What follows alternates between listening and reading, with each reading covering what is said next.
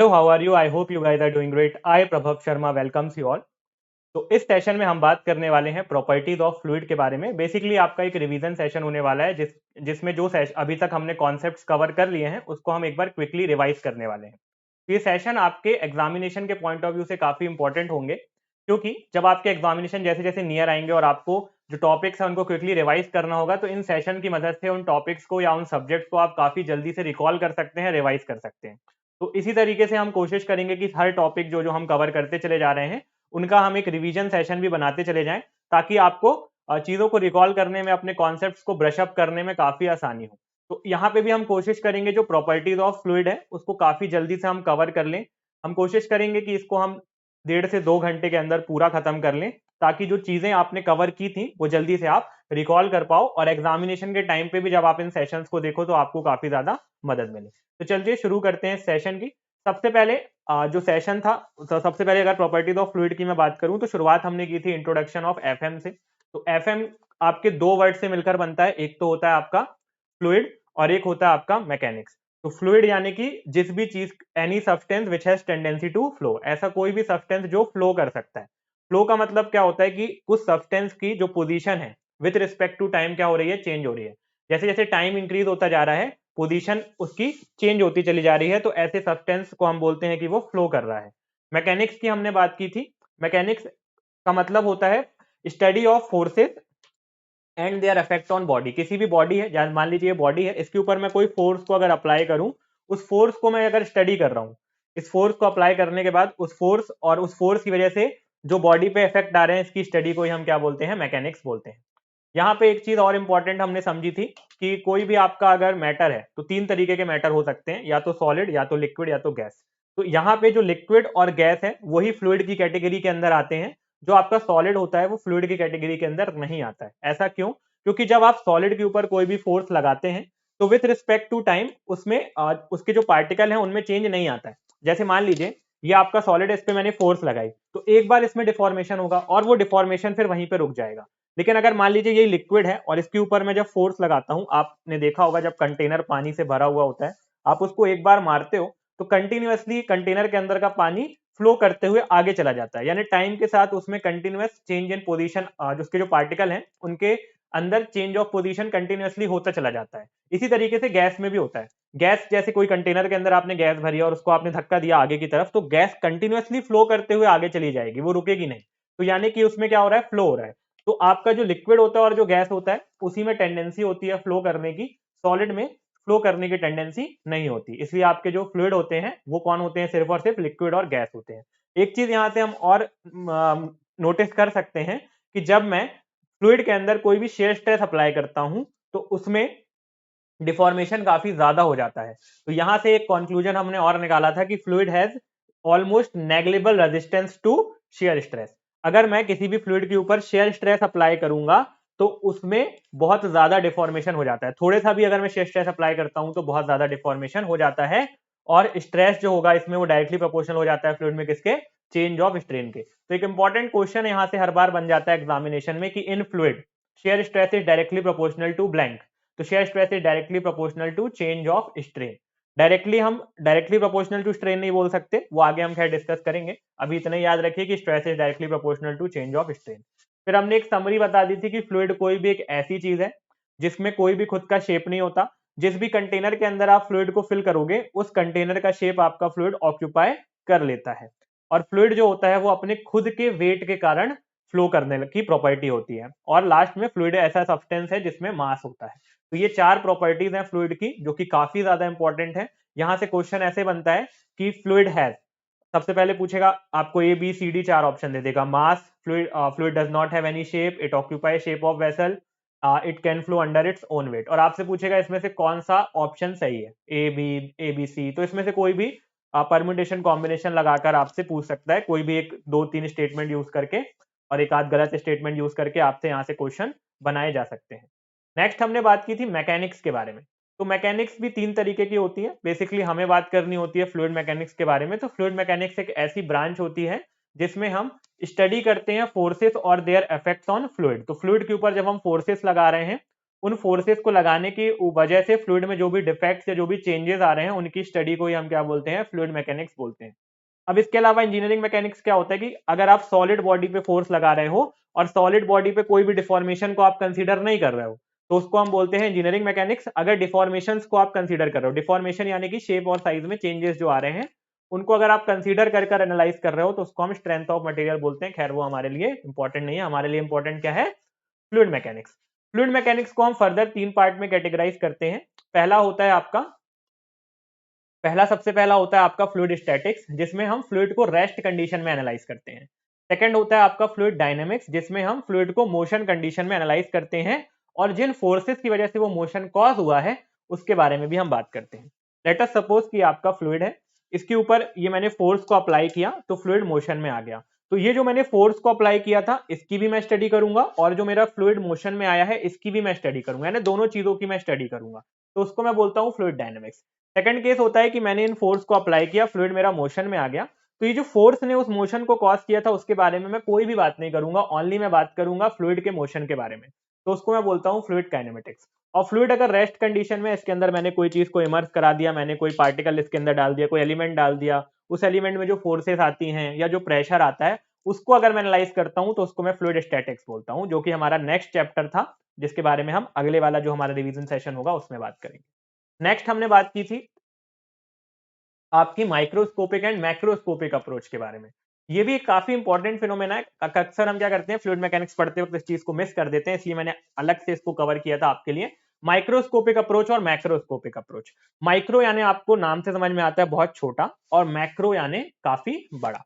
तो जब मैं मैक्रोस्कोपिक अप्रोच के बारे में बात करता हूं तो फ्लूइड को मैं एज अ सिंगल क्वांटिटी लेकर बात करता हूं। जब भी आप फ्लूइड को यूज करते हैं या फ्लूइड आप पानी की बात करते हैं ना, फ्लूइड में बेसिकली हमको वाटर ही ध्यान में आता है। खैर वाटर बस नहीं होता है, गैस भी आपका फ्लूइड ही होता है, पर बेसिकली हम वाटर से ज्यादा अच्छे से रिलेट कर पाते हैं, क्योंकि जब मैं आपको वाटर बोलता हूं तो वाटर आप आमतौर पर देखते भी हैं, छूते भी हैं, पीते भी हैं, तो ज्यादा अच्छे से आप रिलेट कर पाते हैं, इसलिए मैं वाटर का एग्जांपल लेता हूं। तो जब आप वाटर लेते हो तो क्या वाटर का एक सिंगल सिंगल पार्टिकल निकाल कर आप पीते हो या पूरा एक साथ पी जाते हो? तो वाटर को आप एक साथ पी जाते हो। तो यही अप्रोच जो हम फॉलो करते हैं, अगर एनालाइज करने में भी हम वाटर को एज अ सिंगल क्वांटिटी के जैसे ट्रीट कर एनालाइज करते हैं, तो उसी को हम क्या बोलते हैं, मैक्रोस्कोपिक अप्रोच बोलते हैं। जब हम माइक्रोस्कोपिक अप्रोच की बात करें तो एक एक सिंगल सिंगल पार्टिकल के बारे में मुझे एनालिसिस करना होता है। सिंगल सिंगल पार्टिकल को मैं लूंगा और उसके बाद उसको मैं एनालाइज करूंगा, जो कि काफी हेक्टिक और काफी मुश्किल काम है। तो बेसिकली जब हम फ्लूइड मैकेनिक्स की बात करते हैं तो फॉर 99.9% केसेस हम मैक्रोस्कोपिक अप्रोच को फॉलो करते हैं। इसमें क्या समझने वाली बात है, जब मैं मैक्रोस्कोपिक अप्रोच की बात करता हूं दैट मींस फ्लूइड के जो दो पार्टिकल्स हैं उनके बीच में वॉइड्स बहुत कम है, यानी कि नेग्लिजिबल वॉइड्स हैं, या आप बोल सकते हैं है ही नहीं। यानी दो वॉइड्स बिल्कुल चिपके हुए हैं, दो जो पार्टिकल्स हैं बिल्कुल चिपके हुए हैं, ठीक है। मान लीजिए ये आपका एक पार्टिकल है और दूसरा पार्टिकल इसी से बिल्कुल चिपका हुआ है। ऐसे सारे पार्टिकल्स जो हैं वो आपस में चिपके हुए हैं, इनके बीच में कोई वॉइड्स नहीं है, तो इसमें मुझे फॉलो करनी होती है मैक्रोस्कोपिक अप्रोच।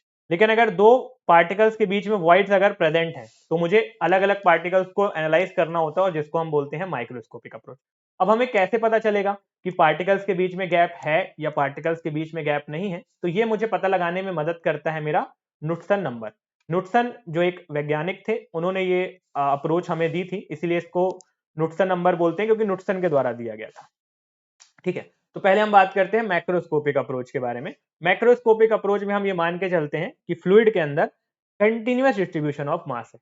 फ्लूइड के अंदर कंटिन्यूअस डिस्ट्रीब्यूशन ऑफ मास है। थोड़ा सा हम जल्दी बात कर रहे हैं क्योंकि आपका रिवीजन सेशन है, काफी डिटेल में पहले ही हम चीजों को डिस्कस कर चुके हैं, तो थोड़ा सा जल्दी हम डिस्कस करेंगे ताकि पूरे कम से कम टाइम में पूरे सेशन को हम रिवाइज कर लें, पूरा प्रॉपर्टीज ऑफ फ्लूइड को हम रिवाइज कर लें, ठीक है।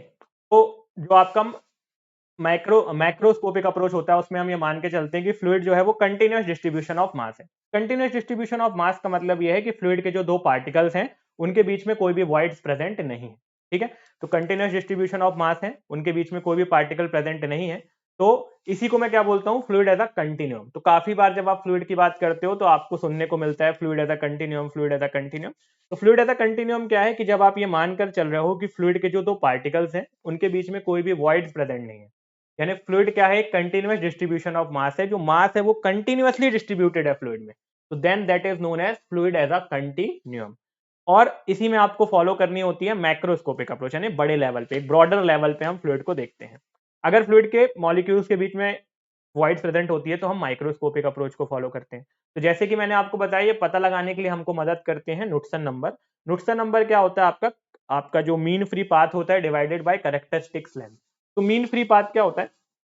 आपके जैसे अलग अलग मॉलिक्यूल्स हैं, ठीक है, एक मॉलिक्यूल ये है, ये जब जाके दूसरे मॉलिक्यूल से टकराएगा और दूसरा मॉलिक्यूल जब तीसरे मॉलिक्यूल से टकराएगा, तो फर्स्ट मॉलिक्यूल और थर्ड मॉलिक्यूल के बीच का जो डिस्टेंस होता है, इसी को हम क्या बोलते हैं? मीन फ्री पाथ बोलते हैं। और जिस लेंथ के लिए आप एनालिसिस कर रहे हो, that length is known as your characteristic length. अगर इन दोनों चीजों का रेशियो लेस देन 0.01 आता है, इन दोनों चीजों का रेशियो लेस देन 0.01 आता है, तो उसको हम बोलते हैं नो स्लिप फ्लो। ठीक है। अगर 0.01 से लेकर आपका 10 के बीच आता है तो उसको हम बोलते हैं स्लिप फ्लो, और अगर 10 से ज्यादा आता है तो उसको हम बोलते हैं फ्री मॉलिकुलर फ्लो। और यहाँ पे हमको फॉलो करनी होती है माइक्रोस्कोपिक अप्रोच।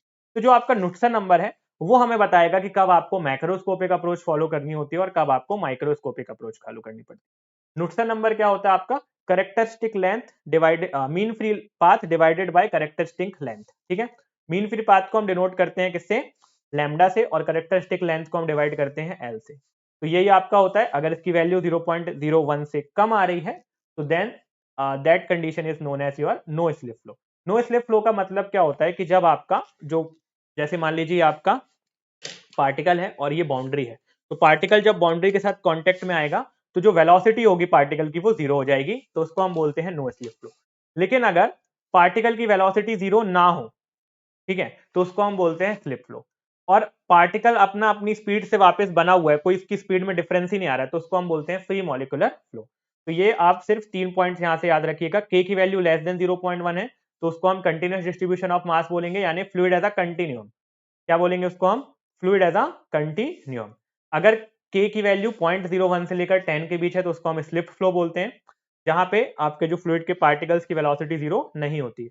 और अगर के यू की वैल्यू ग्रेटर देन 10 है तो उसको हम बोलते हैं फ्री मॉलिकुलर और discontinuous distribution of mass. Then हमने बात की थी कौन कौन सी फोर्सेस आपके लिक्विड पे या फ्लूइड पे लगती हैं। तो दो तरीके की फोर्सेस लगती हैं, सरफेस फोर्स और बॉडी फोर्स। देखिए, अगर आपने सेशंस देखे होंगे तो काफी जल्दी आप रिवाइज कर पा रहे होंगे, रिकॉल कर पा रहे होंगे चीजों को। ठीक है। अगर आपने सेशन नहीं देखा होगा तो थोड़ी सी आपको मुश्किल हो रही होगी। चलिए, तो fluid on a forces on a fluid की हम बात करें, दो तरीके की फोर्सेस लगती हैं आपकी, सरफेस फोर्स और बॉडी फोर्स। सरफेस फोर्स जो पूरे के पूरे सरफेस पे लगती है, और बॉडी फोर्स जो सिर्फ एक पर्टिकुलर पार्ट पे, मतलब एक छोटी छोटी जो आपकी फोर्सेस होती हैं। ठीक है। अब इसके बाद आपका आता है वेट वर्सेस मास। तो ये भी मैंने आपको डिटेल में बताया था, क्योंकि कई बार हम इसको समझ नहीं आता है कि वेट क्या होता है, मास क्या होता है। तो मास क्या होता है आपका? मास एक आपका यूनिट ऑफ क्वांटिटी होता है जो किसी भी चीज को मेजर करने के लिए यूज करते हैं। जैसे आपका केजी हो गया, ग्राम हो गया, ये मास होता है। इसको अगर आप मल्टीप्लाई कर दो ग्रेविटी से तो आपको मिल जाता है वेट। तो वेट एक तरीके की फोर्स होती है, और जो मास होता है वो यूनिट ऑफ क्वांटिटी होती है। अगर हम वेट की बात करें तो अलग अलग जगह आपका वेट अलग अलग होगा। जैसे कि अगर मैं अर्थ पे बात करूंगा तो वेट अलग होगा, मून पे अलग होगा, मार्स पे अलग होगा, सैटर्न पे अलग होगा। लेकिन जो आपका मास है वो हर जगह कांस्टेंट रहता है। तो आपका मास की जो यूनिट होती है वो केजी होती है, और जो वेट होता है वो एक तरीके की फोर्स होती है, तो उसकी यूनिट क्या होती है? किलो न्यूटन होती है।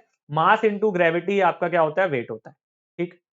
नेक्स्ट हमने बात की थी प्रॉपर्टीज ऑफ फ्लूइड के बारे में। तो आपकी दो तरीके की फ्लूइड की प्रॉपर्टीज होती हैं, एक होती है इंटेंसिव प्रॉपर्टीज और एक होती है आपकी एक्सटेंसिव प्रॉपर्टीज। इंटेंसिव प्रॉपर्टीज वो प्रॉपर्टीज होती हैं which are independent of mass of fluid system. ऐसी प्रॉपर्टीज जो इंडिपेंडेंट होती हैं किससे? मास पे, जो कि मास ऑफ द फ्लूइड पे डिपेंड नहीं करती। मास कितना भी हो, प्रॉपर्टी सेम रहेगी। चाहे आप 4 किलो फ्लूइड की बात करो, चाहे आप 10 किलो फ्लूइड की बात करो, अगर 4 किलो फ्लूइड का टेम्परेचर 20 डिग्री सेल्सियस है तो 10 किलो का भी 20 डिग्री सेल्सियस ही होगा। मास आप इंक्रीज करते जाओगे तो टेम्परेचर इंक्रीज होता नहीं चला जाएगा। या डेंसिटी फ्लूइड की अगर 1000 है, वाटर की बात कर रहा हूं मैं, वाटर की अगर डेंसिटी 1000 है, आप 2 किलो वाटर लो चाहे 15 किलो वाटर लो, डेंसिटी आपकी 1000 ही रहेगी। तो ऐसी चीजें, ऐसी प्रॉपर्टीज जो आपके ऐसी प्रॉपर्टीज जो आपके मास पे डिपेंड नहीं करती, that is known as your intensive properties. और ऐसी प्रॉपर्टीज जो एक्सटेंट या साइज पे डिपेंड करती हैं, जैसे कि अगर आपका फ्लूइड की क्वांटिटी कम है तो वो प्रॉपर्टी कम होगी, अगर फ्लूइड की क्वांटिटी ज्यादा है तो प्रॉपर्टी बढ़ती चली जाएगी। जैसे कि आपका मास, ठीक है, थोड़ा सा फ्लूइड लेंगे तो मास कम होगा, ज्यादा फ्लूइड लेंगे तो मास ज्यादा होगा, थोड़ा सा फ्लूइड लेंगे तो वॉल्यूम कम होगी, ज्यादा फ्लूइड लेंगे तो वॉल्यूम ज्यादा होगा, थोड़ा सा फ्लूइड लेंगे तो उनका मोमेंटम कम होगा, और ज्यादा फ्लूइड लेंगे तो उनका मोमेंटम ज्यादा होगा। तो ऐसी प्रॉपर्टीज को हम बोलते हैं एक्सटेंसिव प्रॉपर्टीज। देन हमने बात की थी देन हमने बात की थी आपकी अलग अलग जो प्रॉपर्टीज होती हैं, जो ना, जो आपकी जनरल प्रॉपर्टीज होती हैं, कैरेक्टरिस्टिक्स और जो भी आपकी डेंसिटी हो गई, वेट डेंसिटी हो गई, इन सब चीजों के बारे में हमने बात की थी, है ना। तो पहले हमने बात की थी डेंसिटी के बारे में, जिसको मैं दूसरे नाम से जानता हूँ मास डेंसिटी। डेंसिटी का दूसरा नाम क्या होता है आपका? Mass density. डिनोट करते हैं हम रो से। किससे डिनोट करते हैं? रो से। तो इसका मतलब कि जो फ्लूइड के पार्टिकल्स हैं वो कितना पास पास है, वही क्या होता है आपका? डेंसिटी होता है। कंपैक्टनेस बताता है। अगर डेंसिटी ज्यादा है तो दैट मीन्स फ्लूइड के पार्टिकल्स ज्यादा पास पास है।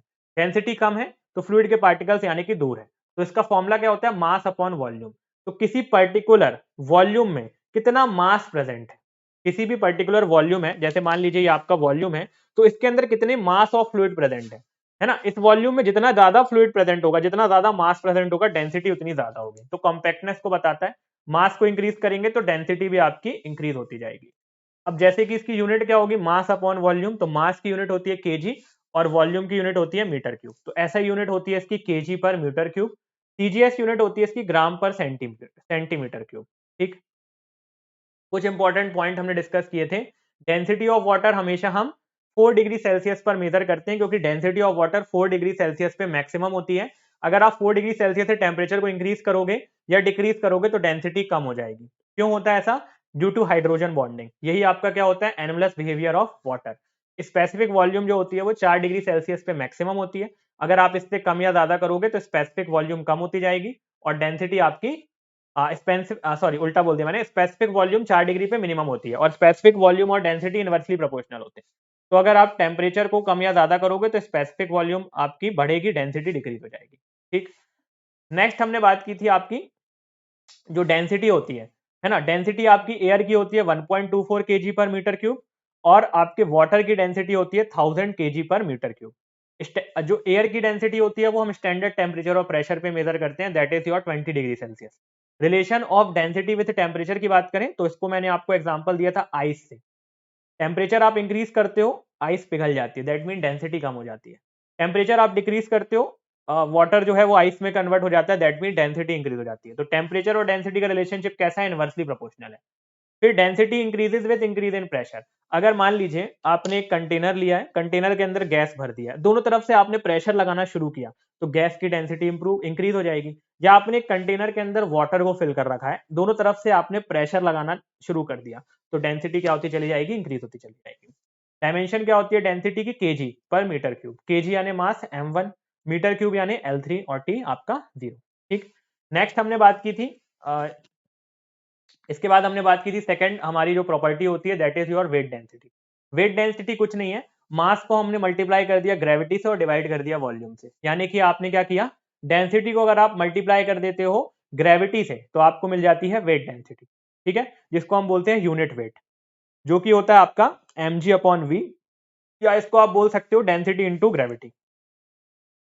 यूनिट क्या हो जाएगी? क्योंकि आपकी वेट की यूनिट, वेट एक तरीके की फोर्स है, फोर्स की यूनिट न्यूटन होती है और जो आपका वॉल्यूम है उसकी यूनिट होती है मीटर क्यूब। तो न्यूटन पर मीटर क्यूब इसकी यूनिट हो जाती है।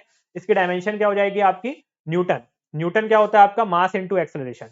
मास हो गया यानी m1, एक्सेलरेशन होता है आपका मीटर पर सेकंड स्क्वायर, यानी आपका ये m1 L1 t minus two divided by L cube. तो यहां से क्या बनेगा आपका? m1 L minus two T minus two.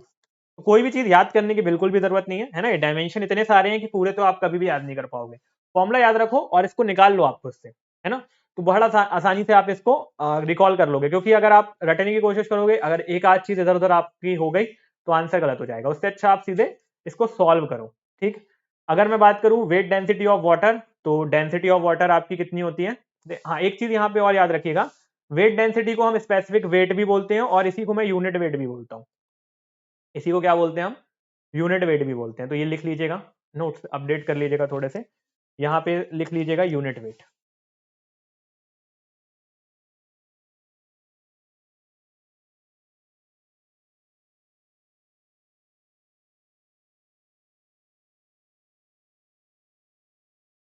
ठीक है। उसके अलावा हमने बात की थी third specific volume. Inverse of density क्या होता है? स्पेसिफिक वॉल्यूम होता है, एयर के केस में हम इसको यूज करते हैं। नेक्स्ट हमने बात की थी, हाँ ये आप उल्टा कर दीजिएगा, 1.24 1 अपॉन 1.24 करेंगे तो आपकी स्पेसिफिक वॉल्यूम आ जाएगी एयर की कितनी? 0.78, है ना, यूज्ड फॉर गैसेस। डायमेंशन भी आपकी उल्टी कर लीजिएगा आप। देन आता है आपका स्पेसिफिक ग्रेविटी, जो कि रेशियो होता है दो तरीके के फ्लूइड का। मतलब दो तरीके के फ्लूइड का तो रेशियो नहीं होता, किसी भी फ्लूइड का विद स्टैंडर्ड फ्लूइड रेशियो होता है। अब यहाँ पे गलती होने के चांसेस ज्यादा होते हैं, तब भी मैंने सेशन में भी आपको बताया था, हमेशा हम क्या करते हैं जब भी स्पेसिफिक ग्रेविटी की बात आती है तो दिमाग में हमारे चलता है वाटर, पर ऐसा जरूरी नहीं है। जब आपसे वाटर की यानी कि लिक्विड की बात होती है तब स्टैंडर्ड फ्लूइड आपका क्या होता है, वाटर होता है। जब आपसे गैस की बात करते हैं तो स्टैंडर्ड फ्लूइड आपका एयर होता है, ठीक है। तो अगर आपसे जब लिक्विड की बात करेगा तभी आप क्या करोगे, स्पेसिफिक ग्रेविटी इक्वल्स टू जो भी आपको फ्लूइड दिया है उसकी density divided by density of water आप लिख सकते हो, या इसको आप वेट डेंसिटी के रिस्पेक्ट में भी लिख सकते हो। स्पेसिफिक ग्रेविटी को हम weight density of the fluid divided by weight density of water भी लिख सकते हैं, या density of fluid divided by density of water भी लिख सकते हैं। ये पॉइंट थोड़ा सा याद रखिएगा। नेक्स्ट हमने देखा था कि आपको जैसे कि मैंने बताया लिक्विड के केस में स्टैंडर्ड फ्लूइड आपका वाटर होता है, और गैस के केस में आपका स्टैंडर्ड फ्लूइड जो होता है वो एयर होता है। एक तरीके की क्या होती है, डायमेंशनलेस क्वांटिटी होती है। वेट डेंसिटी वगैरह हमने निकालना सीखा था, कुछ नहीं करना आपको, अगर स्पेसिफिक ग्रेविटी दिया हो उसको मल्टीप्लाई करोगे 1000 से, तो आपका अगर लिक्विड दिया है तो आ जाएगी डेंसिटी, मल्टीप्लाई करोगे 9.81 किलो न्यूटन से तो आ जाएगी वेट डेंसिटी, जिसको मैं यूनिट वेट भी बोल सकता हूं या आपको स्पेसिफिक वेट भी बोल सकता हूं, ठीक है। तो यहां तक हमारा कवर हो गया था प्रॉपर्टीज ऑफ फ्लूइड। एक बार जल्दी से रिकॉल करा दूं क्या क्या चीजें हमने कवर की। देखिए जब शॉर्ट नोट्स बनेंगे तो कैसे बनेंगे, फ्लूइड मैकेनिक्स का मतलब क्या होता है, anything which has tendency to flow is known as fluid, ठीक है। जिसकी भी, या आप और लिखना चाहें तो एनी सब्सटेंस जिसकी position with respect to time क्या हो रही हो, चेंज हो रही हो। अब उसके बाद सीधे आ जाएगा आपके दो तरीके के फ्लूइड होते हैं, एक तो लिक्विड और एक आपका गैस। लिक्विड की अगर हम बात करें और गैस की बात करें तो लिक्विड आपका विजिबल होता है, गैस आपका इनविजिबल होता है। एक चीज और हम यहाँ पे लिखेंगे, shear stress is directly proportional to shear strain. ये हो गया आपका खत्म। देन सीधे आएगा आपका प्रॉपर्टीज ऑफ फ्लूइड, उसमें आप लिख सकते हो मास। सेकेंडली आप लिख सकते हो occupies shape of vessel, flows under its own weight. Then हम बात करेंगे सीधे, अगर आपको माइक्रोस्कोपिक अप्रोच लिखना है नहीं लिखना उतना ज्यादा इंपॉर्टेंट नहीं है, नुटसन नंबर आप लिख सकते हो, mean free path upon characteristic length. Knudsen number की वैल्यू लेस देन 0.1 है तो वो सीधे आपका क्या हो जाएगा, नो स्लिप कंडीशन हो जाएगा, या फ्लूइड एज अ कंटिन्यूम हो जाएगा, continuous distribution of mass. Lambda की वैल्यू 0.01 से 10 के बीच है तो आपकी स्लिप फ्लो हो जाएगा, और अगर ग्रेटर देन 10 है तो फ्री मॉलिकुलर फ्लो हो जाएगा। फिर आपकी properties of fluid, intensive extensive कभी पूछा नहीं जाता है, सीधे आप लिखोगे क्या, डेंसिटी होता है मास अपॉन वॉल्यूम, उसकी आप यूनिट लिखोगे केजी पर मीटर क्यूब और डायमेंशन लिखोगे। देन आप सीधे लिखोगे वेट डेंसिटी को आप लिख सकते हो, यूनिट वेट भी लिख सकते हो, जो कि हो जाता है आपका वेट अपॉन वॉल्यूम, उसकी सीधे यूनिट लिखोगे, डायमेंशन लिखोगे। थर्ड आप लिख सकते हो फिर आपका स्पेसिफिक वॉल्यूम जो कि इनवर्स ऑफ डेंसिटी होता है। चौथा आपका आ गया स्पेसिफिक ग्रेविटी जो कि आपका density of fluid divided by density of water, या डेंसिटी ऑफ जो भी फ्लूइड है divided by density of standard fluid. ठीक, सिर्फ इतना ही आपको लिखना है, छोटे छोटे तो पॉइंट लिख सकते हो। डेंसिटी ऑफ वाटर अगर याद नहीं है तो लिख सकते हो 1000 होता है, डेंसिटी ऑफ एयर 1.24 लिख सकते हो। छोटी छोटी चीजें आप बस लिखते चले जाओगे, ठीक है। इतना ही चीजें यहाँ पे इंपॉर्टेंट है। देन हमने बात की थी सरफेस टेंशन के बारे में।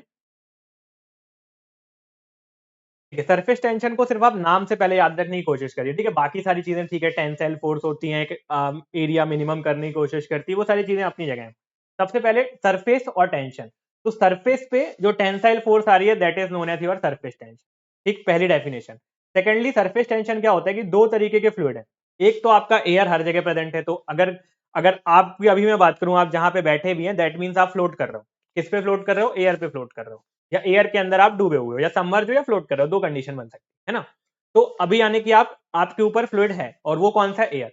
और दूसरा अगर आपका हम फ्लूइड जो बेसिकली यूज करते हैं वो होता है वाटर। तो दो फ्लूइड को जो लेयर सेपरेट कर रही होती है that is your surface tension. अब ठीक, सरफेस टेंशन के ऊपर क्या होता है, आपका एक फ्री सरफेस होता है। यहाँ पे अगर मैं बात करूं तो एक फ्री सरफेस होगा जहां पे जो आपका स्ट्रेस होगा वो कैसा होगा, कांस्टेंट होगा। कौन सा स्ट्रेस, नॉर्मल स्ट्रेस। और जो आपका शेयर स्ट्रेस होगा वो जीरो होगा। तो सरफेस टेंशन के दो प्रॉपर्टीज आपको हमेशा याद रखनी है कि सरफेस टेंशन के ऊपर नॉर्मल स्ट्रेस हमेशा कांस्टेंट होता है और शेयर स्ट्रेस आपका हमेशा जीरो होता है। अब सरफेस टेंशन फोर्स आती कैसे है, आपके जो वाटर के मॉलिक्यूल्स होते हैं, अलग अलग मॉलिक्यूल्स होते हैं, और हमको पता है कि हर मॉलिक्यूल्स के अंदर क्या होता है, फोर्सेस ऑफ अट्रैक्शन होती है। आगे हम कोहेजन और अडहेशन पढ़ेंगे। तो जो आपका एक मॉलिक्यूल है और दूसरे मॉलिक्यूल के बीच में कोहेजन होता है, यानी फोर्स ऑफ अट्रैक्शन होती है, वो एक दूसरे को आपस में खींचने की कोशिश करते हैं। तो जैसे एक मॉलिक्यूल आपका ये है और एक मॉलिक्यूल ये है, तो ये वाला मॉलिक्यूल जो है वो इस वाले मॉलिक्यूल को अपनी तरफ खींचेगा। इसी तरीके से एक मॉलिक्यूल इस तरफ भी होगा जो इस मॉलिक्यूल को अपनी तरफ खींच रहा होगा। तो जितना पुल इस मॉलिक्यूल को इस तरफ से आ रहा होगा उतना ही पुल इस मॉलिक्यूल को इस तरफ से आ रहा होगा, और मॉलिक्यूल अपनी पोजीशन पर बना रहेगा। इसी को हम बोलते हैं पोजीशन कंडीशन ऑफ इक्विलिब्रियम। लेकिन क्या होगा, जो टॉप वाला सरफेस है उसको लोग नीचे तो खींच रहे होंगे, जैसे हमेशा हमारे साथ भी होता है, लोग नीचे खींचने वाले हमको बहुत होते हैं, ऊपर उठाने वाला कोई नहीं है।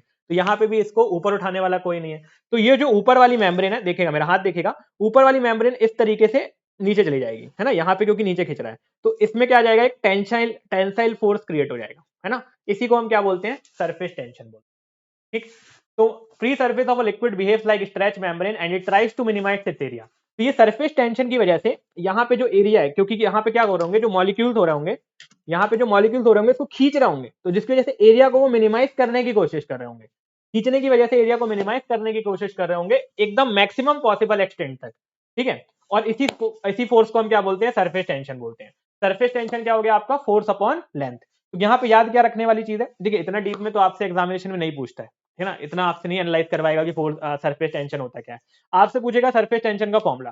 तो जैसे मैंने आपको ट्रिक भी बताई थी कैसे आप याद रखोगे surface tension for the different cases, वो आपसे पूछेगा पहला। तो सेकेंडली आपसे पूछेगा तो मैक्सिमम आपको फोर्स और लेंथ दे देगा और आपको रेशियो मतलब सरफेस टेंशन निकालने बोल देगा। तो फोर्स अपॉन लेंथ, फोर्स की यूनिट क्या होती है, न्यूटन, लेंथ की यूनिट क्या होती है, मीटर। तो सरफेस टेंशन की यूनिट क्या हो जाएगी, न्यूटन पर मीटर, ठीक है। एक तरीके की लेयर होती है जो दो फ्लूइड को सेपरेट कर रही होती है, और it is due to cohesion. जैसे कि मैंने आपको बताया सारे मॉलिक्यूल्स के बीच में कोहेजन है, वो आपस में एक दूसरे को अपनी तरफ खींच रहे हैं। ऊपर वाले मॉलिक्यूल्स नीचे खींच रहे होंगे, ऊपर वाला जो मॉलिक्यूल्स है उसको नीचे वाले मॉलिक्यूल्स अपनी तरफ खींच रहे होंगे, ऊपर तो उसको कोई खींचने वाला है नहीं, तो जिसकी वजह से आपकी जो ऊपर की मेम्ब्रेन है वो इस तरीके से सिकुड़ जाएगी, और that is known as your surface tension. Clear है। अब इसी के अलावा आता है आपका सरफेस एनर्जी। तो सरफेस एनर्जी क्या होता है भाई, सरफेस एनर्जी, अगर आप किसी चीज को खींच के नीचे ला रहे हो तो कुछ आपने वर्क डन किया ना, that work done is known as your surface energy. Work done in contracting the free surface. अगर आपका ये आपका फ्री सरफेस है, ठीक, ये फ्री सरफेस है, यहां से नीचे से मैं जब इसको खींचूंगा तो अब इसकी ओरिजिनल पोजीशन यहां पे है, ठीक है, ओरिजिनल पोजीशन यहाँ पे है। जब मैंने नीचे खींचा तो ओरिजिनल पोजीशन चेंज हो गई, ठीक। तो जो वर्क डन हुआ ओरिजिनल पोजीशन से, उसको थोड़ा सा हम ज्यादा इसको अगर ऐसे कर लें, तो जो उसका वर्क डन हुआ इस ओरिजिनल पोजीशन से नीचे जाने पे, that work done is known as your surface energy, ठीक है। इसके अलावा जो आपका सरफेस टेंशन है उसको एक तरीके से और आप डिफाइन कर सकते हो, del L upon del L, दोनों तरीके से अपन ने मल्टीप्लाई डिवाइड किया था, तो फोर्स इंटू लेंथ आपका work done divided by length into length आपका एरिया। तो वर्क डन अपॉन एरिया भी होता है, वर्क डन की यूनिट होती है जूल और एरिया की यूनिट होती है मीटर स्क्वायर। तो एग्जामिनेशन में कई बार आपको न्यूटन पर मीटर ना देकर जूल पर मीटर स्क्वायर दे देता है, तो वो भी आपकी सरफेस टेंशन की ही यूनिट होती है। और कुछ चीजें मैंने आपको बताई थी कि सरफेस टेंशन हमेशा किस में होगा, रेस्ट कंडीशन पे होगा। जब फ्लूइड मोशन में होगा तो सरफेस टेंशन एक्ट नहीं कर रहा होता है। सरफेस टेंशन इस गैस जो होता है वो नियरली इक्वल्स टू जीरो होता है। इसलिए जब हम सरफेस टेंशन की बात करते हैं तो किसके केस में बात करते हैं, लिक्विड के केस में बात करते हैं। अगर वाटर और एयर के सरफेस टेंशन का मैं रेशियो निकालता हूं तो ऑलमोस्ट जीरो आ जाता है, क्योंकि एयर का तो हमेशा जीरो ही के पास है, तो किसी चीज को जीरो से डिवाइड करेंगे तो हमको जीरो ही मिल जाएगा। सरफेस टेंशन जो होता है उसी से आप जो लेड शॉट्स होते हैं वो हम यूज करते हैं सरफेस टेंशन के फिनोमेना से, और क्रिटिकल पॉइंट पे आपका सरफेस टेंशन जो होता है वो जीरो होता है, ठीक। इसके अलावा कुछ मैंने आपको कंडीशंस बताई थी, है ना, तो यहाँ पे मैं डिराइव नहीं कराऊंगा कंडीशंस, है ना, क्योंकि रिवीजन सेशन है। तो सिंपल सिंपल मैं आपको फॉर्मूले बता देता हूँ, ठीक। तो सरफेस टेंशन, इसमें हम सीधे आपकी वाली स्लाइड कवर करते हैं, है ना। कैसे आया, खैर ये आपसे एग्जामिनेशन में कभी पूछेगा भी नहीं। चलिए अच्छा देख लेते हैं जल्दी से। सरफेस टेंशन अगर मैं बात करूं तो प्रेशर जो आपका इनसाइड होगा और जो प्रेशर आउटसाइड होगा वो बराबर होगा। अगर वो बराबर नहीं होगा तो आपका जो बबल है ना, तीन कंडीशन में हम सरफेस टेंशन निकालेंगे। एक आपका बबल हो गया, एक आपका लिक्विड हो गया, और एक आपका ड्रॉपलेट हो गया, एक आपका बबल हो गया, और एक आपका जेट हो गया। तो पहले हम बात करें ड्रॉपलेट की। तो अगर कोई भी ड्रॉपलेट है, अगर बाहर से उसमें प्रेशर ज्यादा लगेगा तो बस्ट हो जाएगा। ये एक ड्रॉपलेट है, बाहर से मैं इस पर ज्यादा प्रेशर लगाऊंगा तो बस्ट हो जाएगा, अंदर से अगर इसमें ज्यादा प्रेशर आएगा तो भी बस्ट हो जाएगा। तो अगर उसको इक्विलिब्रियम कंडीशन में रहना है तो आउटर प्रेशर और इनसाइड प्रेशर बराबर होना चाहिए। आउटर प्रेशर कितना लग रहा होगा, P into pi R square के बराबर, पूरे पूरे जो उसका एरिया उस पर बाहर से प्रेशर लग रहा होगा कितना, P into pi R square. अंदर से उस पर सरफेस टेंशन लग रहा होगा, कितनी लेंथ पे लग रहा होगा, टू पाई आर पे लग रहा होगा, तो sigma into two pi R, ठीक। पूरी की पूरी किस पे लग रहा होगा, फ्री सरफेस पे। फ्री सरफेस यहाँ पे एक ही होगा, ठीक है, फ्री सरफेस एक ही होगा।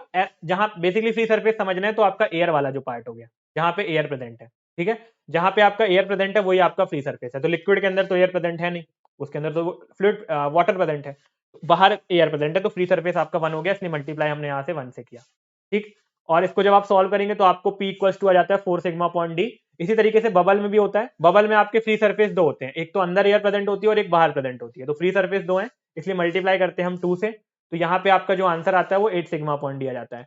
और जेट में आपका फ्री सरफेस एक ही होता है, पर यहाँ पे लेंथ के अलॉन्ग लग रहा होता है, इसको जब हम सॉल्व करते हैं तो 2 सिग्मा अपॉन डी आ जाता है। क्लियर है। तो अगर तीनों के केस में बात करें हम, बबल, ड्रॉपलेट और लिक्विड के केस में तो जैसे कि आप इसको अल्फाबेटिकल ऑर्डर से जमाइएगा, B, D and J. B वाला आपका सबसे छोटा होगा। सरफेस टेंशन लिखिए आप यहाँ पे, है ना, इसमें आप सरफेस टेंशन लिखिए।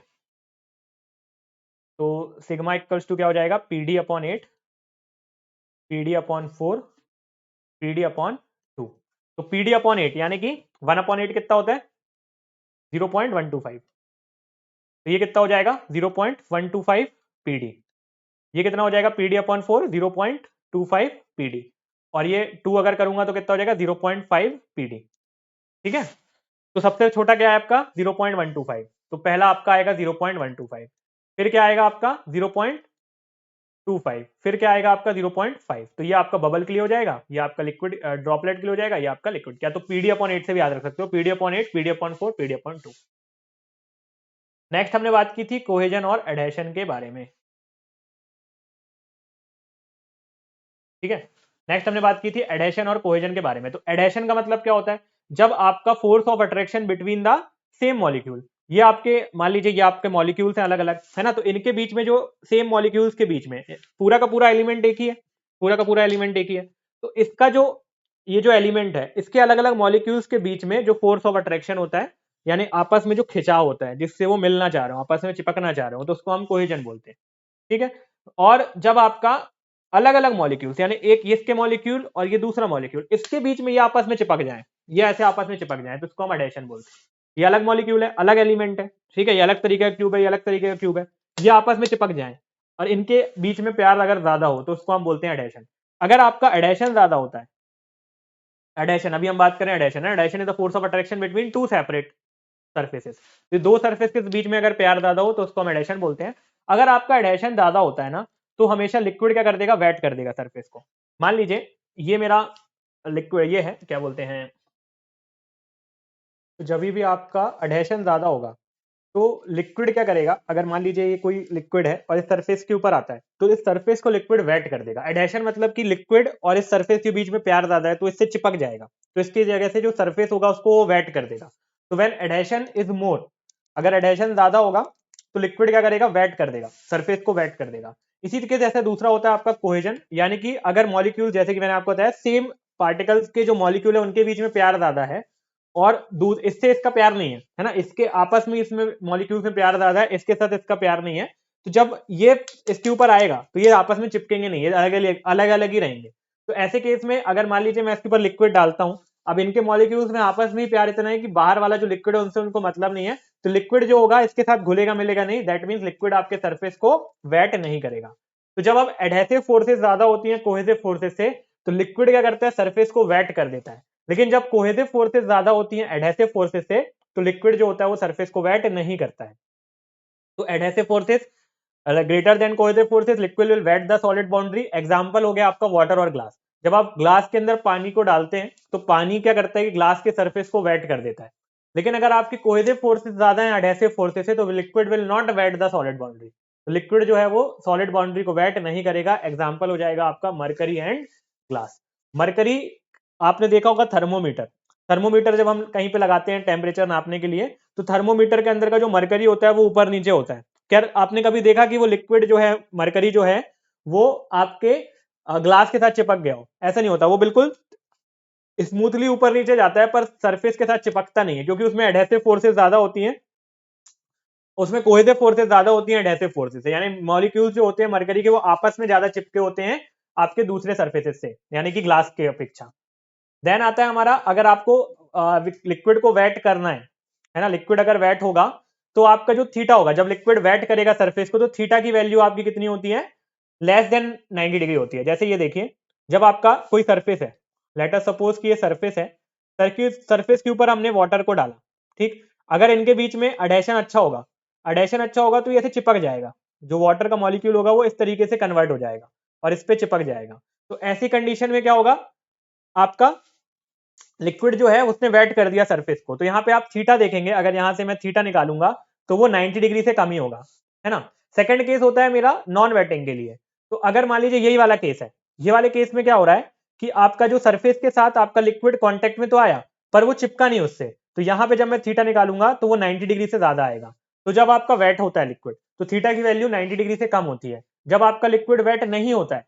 For non waiting liquid theta की वैल्यू आपकी 90 डिग्री से ज्यादा होती है। ठीक, क्लियर है? तो ये आपको पॉइंट याद रखने हैं। चलिए नेक्स्ट टॉपिक हमने कवर किया था कैपिलैरिटी। कैपिलैरिटी क्या होता है कि it is the phenomena of the rise और fall of a liquid surface in a small tube related to adjacent level of liquid when tube is held vertical.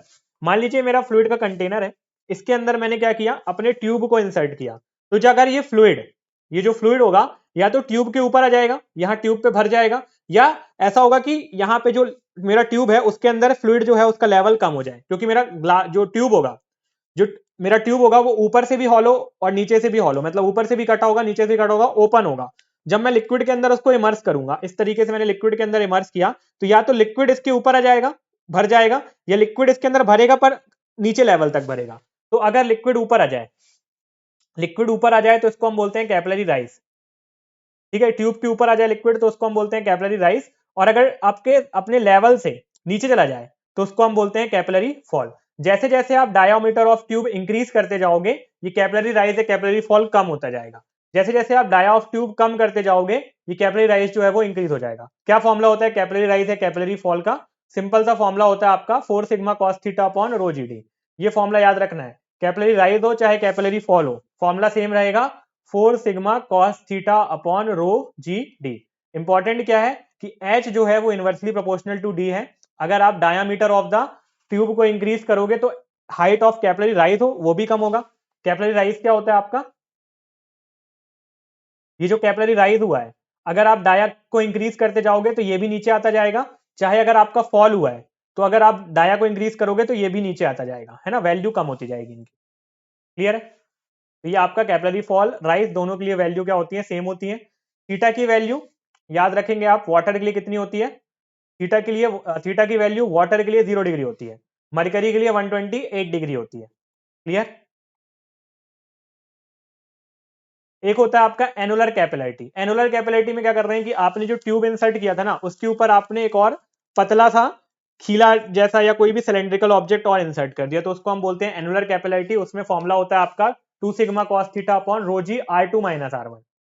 ठीक है, ये इतना ज्यादा इंपॉर्टेंट नहीं है। अगर दो आपने प्लेट्स रखी हैं, है ना, अगर आपने दो प्लेट्स रखी हैं और उसमें अगर आपको कैपिलैरिटी निकालना है तो क्या हो जाएगा आपका 2 sigma cos theta upon rho G T. T क्या होगा आपका? थिकनेस ऑफ प्लेट, यानी दोनों प्लेट के बीच का जो डिस्टेंस है वो आपका टी होगा। तो 2 sigma cos theta upon rho G T for capillary rise for parallel plates. ये वाले कॉन्सेप्ट क्लियर है। नेक्स्ट हमने बात की थी विस्कोसिटी। बहुत इंपॉर्टेंट कॉन्सेप्ट्स हैं, मतलब बहुत इंपॉर्टेंट टॉपिक है आपका विस्कोसिटी। बहुत सारे क्वेश्चन यहाँ से एग्जामिनेशन में फ्रेम होते हैं। तो विस्कोसिटी क्या होता है आपका? Resistance to flow of a fluid. जब आपका फ्लूइड आगे बढ़ रहा होता है तो एक फोर्स होती है जो उसके मोशन को रेजिस्ट कर रही होती है। That force, that resisting force is your viscosity. इसको अगर समझना चाहें तो आपने सोम में स्ट्रेस समझा होगा। स्ट्रेस क्या होता है? अपोज करता है आपके फोर्सेस को। स्ट्रेस जो होता है फ्लूइड, आपके किसी भी सॉलिड ऑब्जेक्ट का जो स्ट्रेस होता है वो फोर्सेस को क्या कर रहा होता है? रेजिस्ट कर रहा होता है ना, तो उसको हम स्ट्रेस बोलते हैं। लिक्विड के केस में वो काम विस्कोसिटी कर रही होती है। एक तरीके से बिल्कुल सिंपल भाषा में विस्कोसिटी को अगर आपको समझना है तो विस्कोसिटी का मतलब होता है गाढ़ापन। कोई भी फ्लूइड जितना गाढ़ा होगा उसको फ्लो कराने में उतनी मुश्किल होगी, कोई भी फ्लूइड जितना पतला होगा उसको फ्लो कराने में उतनी आसानी होगी। तो viscosity is nothing but just your गाढ़ापन, यानी कि गाढ़ापन ही आपका विस्कोसिटी होता है। अगर डिफाइन करेंगे तो it is the internal resistance offered by one layer to the another layer. आपकी जो फ्लूइड होता है वो लेयर में फ्लो कर रहा होता है ना, अलग अलग लेयर्स होती हैं फ्लूइड के अंदर। ये आपकी पहली लेयर है, ये दूसरी लेयर है, तीसरी लेयर है। तो जो नीचे वाली लेयर ऊपर वाली लेयर के बीच में क्या है? कोहेजन है। तो नीचे वाली लेयर ऊपर वाली लेयर का हाथ पकड़ के रखी हुई है। अब नीचे वाली लेयर आगे जाना, ऊपर वाली लेयर नीचे आगे जाना चाहती है पर नीचे वाली लेयर ने उसका हाथ पकड़ा हुआ है तो उसको पीछे खींचती है। अब नीचे वाली लेयर पीछे क्यों खींचती है? क्योंकि मैंने आपको बताया कि जब आपका फ्लूइड सरफेस के साथ कांटेक्ट में आता है तो आपकी क्या आती है? स्लिप फ्लो हो जाता है, नो स्लिप कंडीशन आती है। तो नीचे वाला जो लेयर है, यहां पे अगर मैं इसको समझूं,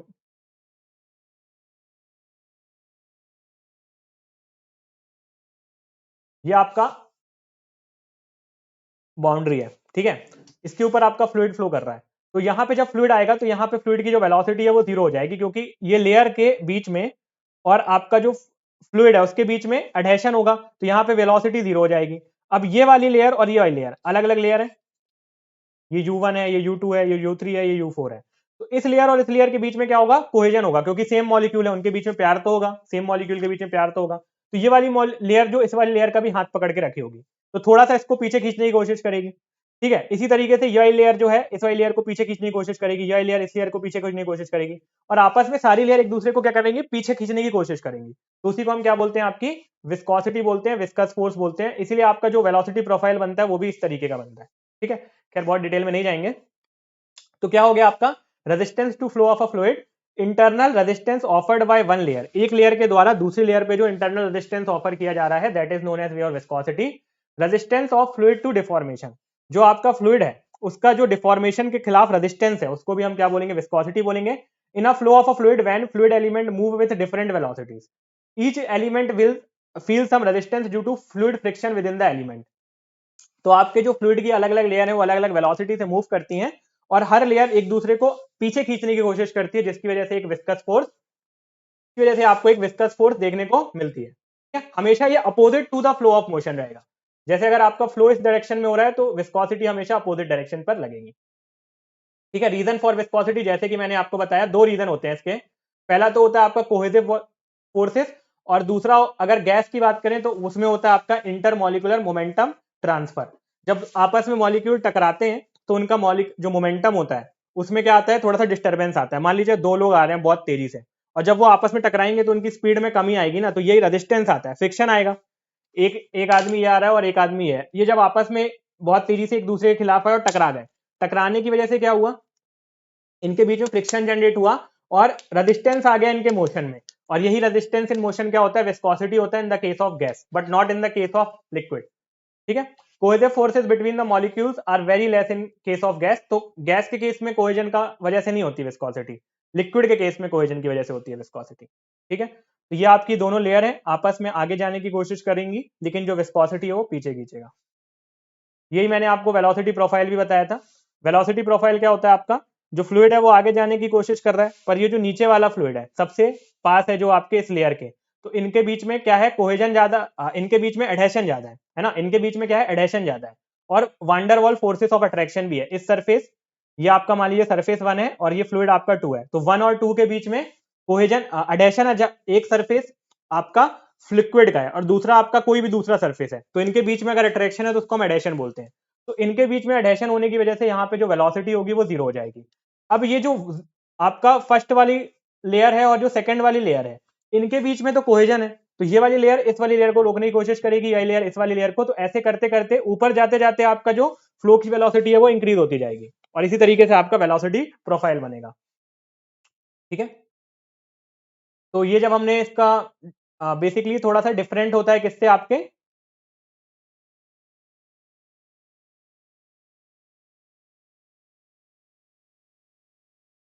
ये थोड़ा सा आपका डिफरेंट होता है आपके किससे, सॉलिड के केस में। सॉलिड के केस में क्या होता है कि मैंने क्या किया, स्ट्रेस को अप्लाई किया, ठीक है। ये मेरा सॉलिड है, ये मैंने स्ट्रेस अप्लाई किया, डिफॉर्मेशन हो गया, डिफॉर्मेशन हो गया, ठीक है। अब इसके बाद क्या, डिफॉर्मेशन इंक्रीज हो रहा है, मैंने एक बार स्ट्रेस लगा के छोड़ दिया या मैंने फोर्स लगा के छोड़ दिया, डिफॉर्मेशन एक बार हो गया, अब इंक्रीज तो नहीं हो रहा। लेकिन अगर यही लिक्विड होता और मैं यहाँ पे इसमें स्ट्रेस लगाता तो इसमें कंटिन्यूअसली फ्लो होता चला जाता, है ना। तो ये डिफरेंस होता है आपके सॉलिड और लिक्विड में। लिक्विड में अगर मैंने एक बार स्ट्रेस लगाया तो वो वहीं पे रुक जाएगा, उसके आगे नहीं बढ़ेगा, है ना। सॉलिड में अगर मैंने एक बार स्ट्रेस लगाया तो जो डिफॉर्मेशन होगा वो वहीं पे रुक जाएगा, इसके आगे नहीं होगा। लेकिन लिक्विड में अगर मैं स्ट्रेस लगाता हूं तो डिफॉर्मेशन कंटिन्यूअस होता है, टाइम के साथ डिफॉर्मेशन बढ़ता जाता है। तो सॉलिड में तो बोल सकता हूं कि shear stress is directly proportional to shear strain, पर लिक्विड में मैं नहीं बोल सकता, क्योंकि लिक्विड में टाइम के साथ जो स्ट्रेन है वो इंक्रीज होता जा रहा है। तो मुझे बोलना पड़ता है कि shear stress is directly proportional to rate of change of shear strain, जो कि मैंने शुरुआत में आपको बोला था कि मैं आगे आपको बताऊंगा। तो मैं इसीलिए बोलता हूं क्योंकि जो लिक्विड होता है उसके केस में जो शेयर स्ट्रेन होता है वो टाइम के साथ इंक्रीज होता चला जाता है। देन आता है आपका Newton's law of viscosity. Newton's law of viscosity बोलता है आपका, प्रूफ करके मैं आपको नहीं बताऊंगा क्योंकि अभी हम रिवीजन कर रहे हैं। तो न्यूटन्स लॉ ऑफ विस्कोसिटी आपका बोलता है tau is directly proportional to mu into del u upon del y, ठीक है। और हमने प्रूफ भी किया था कि जो आपका del u upon del y है वो किसके बराबर होता है, del theta upon del t के बराबर होता है। Del u upon del y को मैं बोलता हूं rate of change of shear strain. तो del u upon del y, sorry del theta upon del t, यहां पे मैंने आपको दिखाया था del theta upon del t, ये क्या होता है आपका rate of change of shear strain. ये किसके बराबर होता है, del u upon del y के बराबर होता है, जो कि होता है आपका velocity gradient, change of velocity with respect to distance. Del u upon del y क्या होता है, change of velocity with respect to distance, जिसको हम वेलोसिटी ग्रेडियंट भी बोलते हैं, ठीक।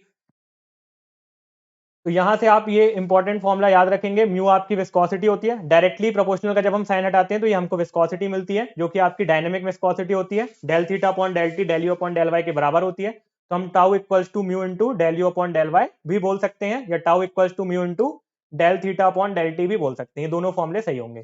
कैसे आता है, तो ये भी हमने 10 देखिए कैसे, थोड़ा सा हम समझ लेते हैं कैसे आता है। तो हम क्या करते हैं कि यहाँ पे आपकी वेलोसिटी जीरो है, ये मैंने आपको बताया, वेलोसिटी ऊपर जाते जाते इंक्रीज होती जाती है। तो यहाँ पे अगर वेलोसिटी u है तो ऊपर वाली लेयर की वेलोसिटी थोड़ी सी ज्यादा होगी, कितनी होगी, u प्लस डी। तो हमने सिर्फ ये du वाला पार्ट उठाया, du वाले पार्ट को हमने tan थीटा लगाया, तो ये वाला डिस्टेंस हो जाता है du इंटू डी टी, ये हो जाता है आपका dy, tan थीटा क्या हो जाएगा आपका du upon du into d t upon d y. तो यहीं से हमने इसको निकाला d theta upon d t equal to d upon d y. Simple है, क्लियर। इसके अलावा दो चीजें और आपको याद रखनी है कि टाउ की वैल्यू जीरो होती है फ्लूइड जब स्टैटिक कंडीशन में होता है। क्यों, क्योंकि अगर स्टैटिक कंडीशन में है यानी फ्लूइड की जो डी अपॉन डी वाई है, यानी जो वेलोसिटी ग्रेडियंट है वही क्या है आपका जीरो है। अगर वेलोसिटी ग्रेडियंट जीरो है तो टाउ इक्वल्स टू क्या होता है, mu del u upon del y, तो यही जीरो हो गया, तो टाउ की वैल्यू भी क्या होती है, जीरो होती है। अगर d u upon d u y zero है, यानी जो आपका फ्लूइड है, d u upon d y zero है, यानी जो फ्लूइड है उसके अंदर जो अलग अलग लेयर्स हैं उनके बीच में कोई भी वेलोसिटी में डिफरेंस नहीं है। अगर वेलोसिटी में डिफरेंस नहीं है यानी कि वो एक ही पोजीशन पर खड़े हुए हैं। अगर इसकी वेलोसिटी यू है, इसकी भी यू है, इसकी भी यू है, इसकी भी यू है, यानी वो एक ही जगह पे खड़े हुए हैं। अगर इसकी अलग अलग वेलोसिटी होती यानी वो आगे बढ़ रहा है, तो स्टैटिक कंडीशन में फ्लूइड तो आगे बढ़ नहीं रहा होता है, तो इसलिए आपका जो शेयर स्ट्रेस है वो भी क्या होता है, यहाँ पे जीरो होता है। ठीक है, देन हमने देखा था कि वाटर में क्या होता है, डी थीटा वन आपका लार्ज होता है और मरकरी में आपका D theta two large small होता है, खैर इतना इंपॉर्टेंट नहीं था। हाँ, अगर आप क्या करोगे, जो आपने फोर्स निकाली थी, है ना, जो आपने स्ट्रेस निकाला था, टाउ इक्वल्स टू क्या निकाला आपने, mu into del u upon del y, इसको अगर आप मल्टीप्लाई कर देते हो एरिया से तो आपको मिल जाती है फोर्स, और इसी फोर्स को हम बोलते हैं विस्कस फोर्स। कुछ नहीं करना है, टाउ को मल्टीप्लाई कर देना एरिया से तो मिल जाएगी हमें विस्कस फोर्स। देन हमने बात की थी डायनेमिक विस्कोसिटी, जो कि अभी हमने इसके पहले बात की थी, वो डायनेमिक विस्कोसिटी थी, है ना, म्यू आपकी डायनेमिक विस्कोसिटी ही थी। तो डायनेमिक विस्कोसिटी क्या हो जाएगी आपकी, टाउ होता है आपका mu into del u upon del y, तो आपका म्यू क्या हो जाएगा, tau upon del u upon del y. जब आप इसको सॉल्व करते हैं तो यूनिट आती है जो आपकी डायनेमिक विस्कोसिटी की, वो क्या आती है, न्यूटन सेकंड पर मीटर स्क्वायर। क्या आती है आपकी, न्यूटन सेकंड पर metre square, very very important, directly question exam में पुट होता है। न्यूटन पर मीटर स्क्वायर को आप लिख सकते हो पास्कल, तो एक और यूनिट आ जाती है पास्कल सेकंड, इसका यूनिट आ जाती है पास्कल सेकंड। आपका 1 पास्कल सेकंड किसके बराबर होता है, आपका 10 पॉइस के बराबर होता है। 1 पास्कल सेकंड किसके बराबर होता है, 10 पॉइस के बराबर। न्यूटन की सीजीएस यूनिट क्या होती है, डाइन, तो न्यूटन की जगह आप लिख सकते हो डाइन, सेकंड का सेकंड रहेगा, और मीटर स्क्वायर की जगह आप लिख सकते हो सेंटीमीटर स्क्वायर, तो ये हो जाती है आपकी सीजीएस यूनिट ऑफ विस्कोसिटी। ठीक है, तो ये सारे कन्वर्जन याद रखिएगा। एक पॉइस में आपके कितने न्यूटन सेकंड पर मीटर स्क्वायर होंगे, 0.1 न्यूटन सेकंड पर मीटर स्क्वायर होंगे, या आप बोल सकते हो कि एक 10 पॉइंट्स में आपका 1 न्यूटन सेकंड पर मीटर स्क्वायर होगा। ठीक है, ये याद रखिएगा। अगर इसी काइनेमेटिक विस्कोसिटी को, इसी डायनेमिक विस्कोसिटी को डिवाइड कर देता हूं मैं डेंसिटी से, तो मुझे मिल जाती है काइनेमेटिक विस्कोसिटी, जिसको मैं बोलता हूं property of fluid to diffuse momentum. अगर आपका कोई वाटर है, मडी वाटर, उसके अंदर जब आप स्टोन को डालते हो तो उसके अंदर जो तरंगे बनती हैं, है ना, तो यही जो प्रॉपर्टी होती है किसी भी फ्लूइड की, वो तरंगों को बनाने की, उसी को हम बोलते हैं काइनेमेटिक विस्कोसिटी। ठीक है, तो काइनेमेटिक विस्कोसिटी जो होता है वो dynamic viscosity divided by density होता है। या जैसे आप दलदल में पत्थर को डालोगे तो मोमेंटम उतना ज्यादा क्रिएट नहीं होगा, है ना, जो तरंगे उतनी ज्यादा नहीं बनेंगी। पानी के अंदर पत्थर को डालोगे तो तरंगे बहुत ज्यादा बनेंगी। दैट मीन्स जो आपका मड है उसकी काइनेमेटिक विस्कोसिटी ज्यादा है, तभी वो मोमेंटम को डिफ्यूज कर दिया उसने। लेकिन अगर मैं बात करता हूँ लिक्विड के केस में, तो उसमें जब मैं पत्थर डालता हूं तो तरंगे ज्यादा बनती हैं, दैट मीन्स उसकी काइनेमेटिक विस्कोसिटी क्या होगी, कम होगी। ठीक है, तो डायनेमिक विस्कोसिटी को मैं डिवाइड कर देता हूं डेंसिटी से, तो मुझे क्या मिल जाती है, काइनेमेटिक विस्कोसिटी मिल जाती है। और इसकी यूनिट क्या आ जाती है आपकी, मीटर स्क्वायर पर सेकंड बोल सकते हो आप, सेंटीमीटर स्क्वायर पर सेकंड बोल सकते हो, स्टोक्स बोल सकते हो। एक स्टोक में आपके 10 की पावर -4 मीटर स्क्वायर पर सेकंड होते हैं। ठीक है, तो दोनों के बीच का डिफरेंस देख लो। ये क्या होता है आपका, tau upon del u upon del y, ये होता है आपका म्यू अपॉन डेंसिटी। यूनिट क्या होती है, न्यूटन सेकंड पर मीटर स्क्वायर या पास्कल सेकंड, इसमें होती है मीटर स्क्वायर पर सेकंड। ये होती है आपकी डाइन सेकंड पर सेंटीमीटर स्क्वायर, ये हो जाता है आपका सेंटीमीटर स्क्वायर पर सेकंड। और ये आपका resistance to flow, resistance to momentum. ठीक है, चलिए, तो लास्ट टॉपिक हम कवर करने वाले हैं सेशन का, वो है आपका effect of temperature with viscosity. तो अगर आप टेम्परेचर इंक्रीज या डिक्रीज करोगे तो विस्कोसिटी में क्या चेंजेस आता है, तो लिक्विड में अलग चेंजेस आएंगे और गैस में अलग चेंजेस आएंगे। तो लिक्विड और गैस के चेंजेस हम दोनों के अलग अलग देखेंगे। अगर मैं बात करूंगा लिक्विड के केस में, तो लिक्विड के केस में क्या होता है कि टेम्परेचर को इंक्रीज करने पे विस्कोसिटी कम होती है।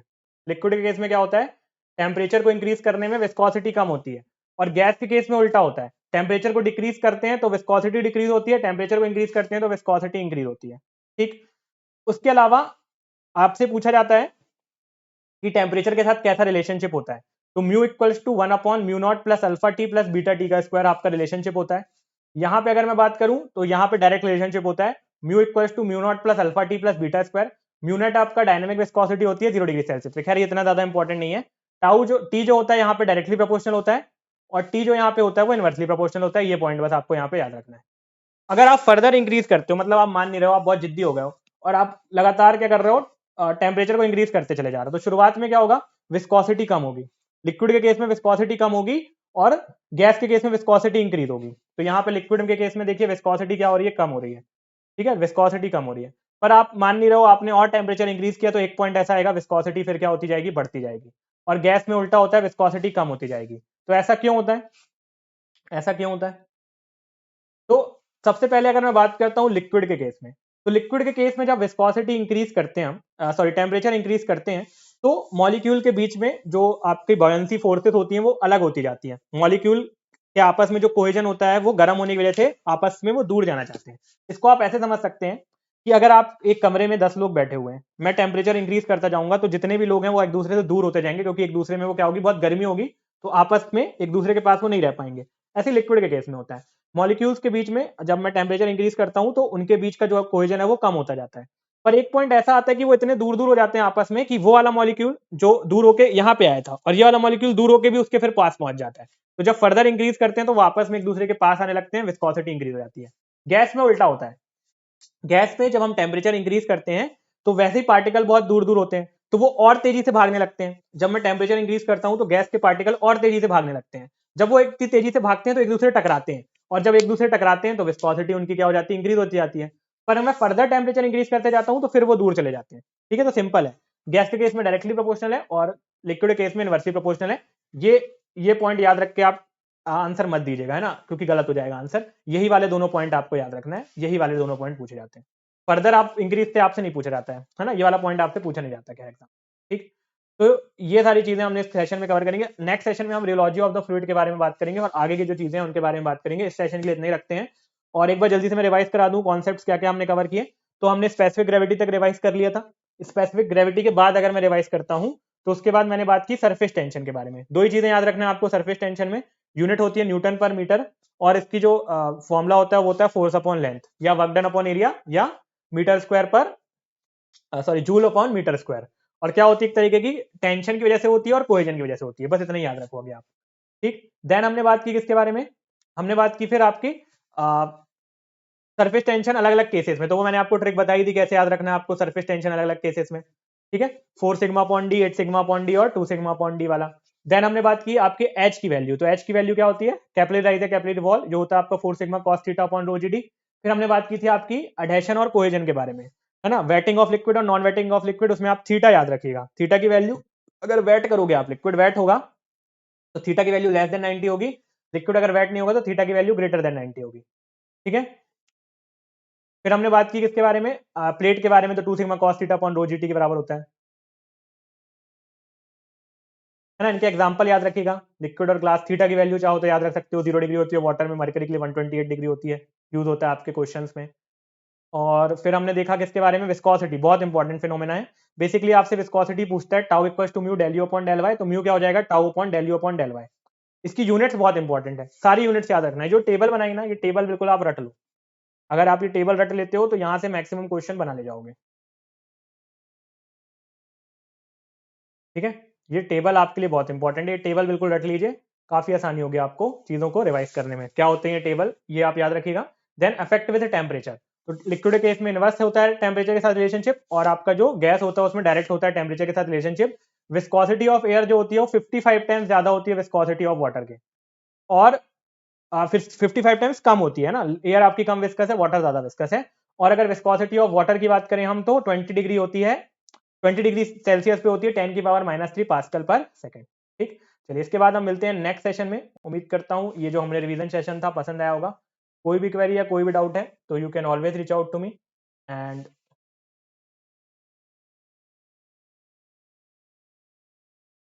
thank you so much for the time. All the best. Have a great day. Keep smiling and stay motivated. ठीक है, कुछ भी अगर आपको लगता है समझ में नहीं आया तो you can always reach out.